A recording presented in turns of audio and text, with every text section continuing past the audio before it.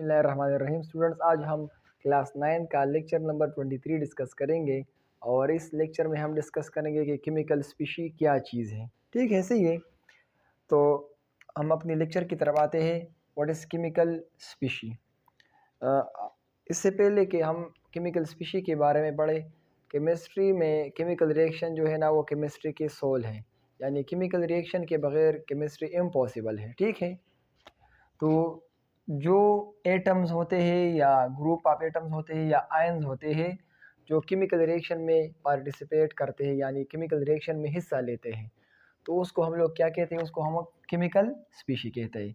ये एटम्स भी हो सकते हैं या ग्रुप ऑफ एटम्स यानी मॉलिक्यूल कंपाउंड्स भी हो सकते हैं। ठीक है, और ये आयन्स भी हो सकते हैं, यानी एटम्स भी हो सकते हैं, ग्रुप ऑफ एटम्स भी हो सकते हैं और आयन भी हो सकते हैं जो केमिकल रिएक्शन में पार्टिसिपेट करे, केमिकल रिएक्शन में हिस्सा ले, उसको हम कंबाइनली क्या कहते हैं, केमिकल स्पीशी कहते हैं। फॉर एग्जांपल, ये हमारे पास एक जनरल रिएक्शन है, ए और बी कंबाइन होकर सी और डी बनाते हैं।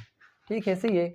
तो जो चीज़ें रिएक्शन में कंबाइन होती है, जो एरो के लेफ़्ट साइड पर होती है, उसको हम रिएक्टेंट्स कहते हैं। जो चीज़ें रिएक्शन में बनती है, न्यू बनती है, उसको हम कहते हैं प्रोडक्ट, और वो एरो के राइट साइड पे लिखी जाती है। तो इन रिएक्टेंट्स और प्रोडक्ट को हम कंबाइनली केमिकल स्पीशी कहते हैं।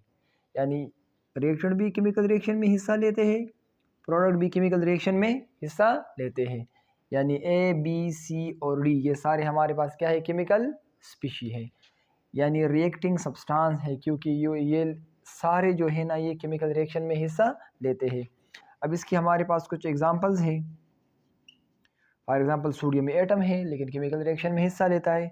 Iron, sodium ion, calcium ion, methyl free radical and fluorine free radical. ठीक है, अब हमारे पास केमिकल स्पीशीज़ की बहुत सी टाइप्स हैं, इन सब को हम एक एक करके डिस्कस करेंगे। हमारे पास पहली टाइप है इसकी आयन। एटम को हम लोगों ने डिस्कस किया हुआ है ऑलरेडी, तो ये हमारे पास आयन हो गया। ये भी एक केमिकल स्पीशी है, ये केमिकल रिएक्शन में हिस्सा लेती है। आयन के फिर दो टाइप्स हैं, एक हमारे पास है केटाइन और एक हमारे पास है एनाइन। केटाइन और एनाइन को हम अलग अलग से डिस्कस करेंगे और फिर हम ये भी पढ़ेंगे कि केटाइन की फार्मेशन किस तरह होती है और एनाइन की फार्मेशन किस तरह होती है। अब हमारे पास दूसरी मॉलिक्यूलर आयन, यानी मॉलिक्यूल फॉर्म होगी और उसमें हमारे पास चार्ज होगा। आयन का मतलब है उस पर हमारे पास कुछ चार्ज होगा, या पॉजिटिव या नेगेटिव। फिर इसकी भी दो टाइप्स है, एक मॉलिक्यूलर केटाइन और दूसरी मॉलिक्यूलर एनाइन। फिर हमारे पास एक तीसरी टाइप है फ्री रेडिकल। सही है, तो ये हमारे पास कुछ टाइप्स हो गई केमिकल स्पीशी की, यानी ion, molecular ion and free radical. इंशाल्लाह नेक्स्ट लेक्चर में हम ये तीनों डिटेल के साथ डिस्कस करेंगे कि हमारे पास आयन क्या है, मॉलिक्यूलर आयन क्या है, फ्री रेडिकल क्या है। Thank you so much.